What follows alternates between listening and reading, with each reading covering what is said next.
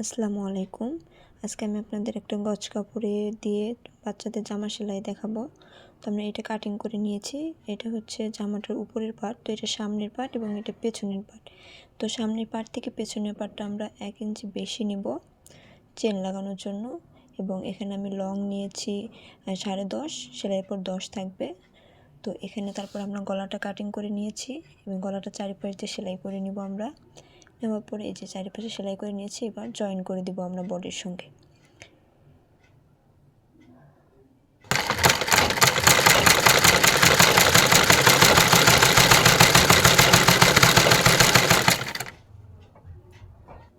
তো সেলাই করার পর ঠিক এরকম হবে এবং আমরা ছোট ছোট করে কাট করে দেবো এখানে, যাতে গলাটা উল্টানোর পরে টান টান ভাবটা না থাকে। তো দেন এখন আমরা এখানে একটা চাপ সেলাই দিব।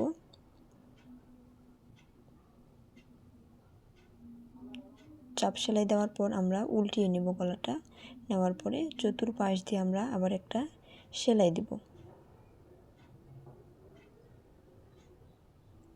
তো সেলাই দেওয়ার পর গলাটা এরকম হবে। ঠিক দেখেন গলাটা রেডি হয়ে গেছে, এটা সামনের, এবং ঠিক সেমভাবে আমরা পেছনের গলাটাও করে নেব। তো পেছনের গলাটা করে নিয়ে দেন আমরা এভাবে পেছনের গলাটা হয়ে গেছে। এখন আমরা পেছনে যেহেতু চেন লাগাবো, তো মাঝ বরাবর কেটে নেব। নেওয়ার পর এখন আমরা চেন লাগাবো।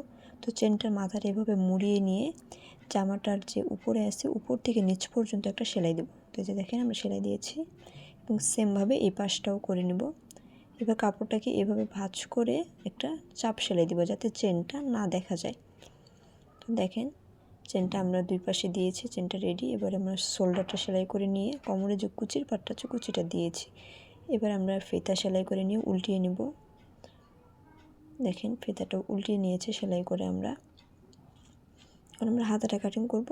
হাতার এখানে লম্বা আমি নিয়েছি 6 ইঞ্চি এবং চওড়াই নিয়েছি 8.5। এবার আমরা হাতার যে মাথাটা আছে মানে মুহুরিটা সেলাই করে নেব। এভাবে চিকন একটা সেলাই দিব।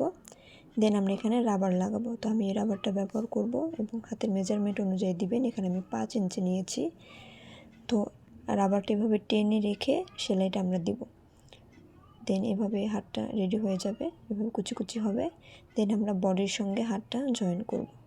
তো এটা কুচি কুচি করে এভাবে লাগিয়ে দেব। তো দেখেন লাগানোর পর ঠিক এরকম হবে। এবার আমরা বডির যে পাশটা আছে সাইডটা সেটা সেলাই করব। তো নিচের পাটটা রেখে ফিতাটা দিয়ে দেন উপরের পাটটা দিব, দিয়ে হাত থেকে পুরো বডিটা এভাবে সেলাই দেব। এবার আমরা নিচে কুচিটা দেব। তো এখানে আমি 2.5 ইঞ্চি নিয়েছি কুচির জন্য। সেলাইয়ের পর এখানে 2 ইঞ্চি থাকবে, এভাবে নিচে জয়েন দিয়ে নেবেন।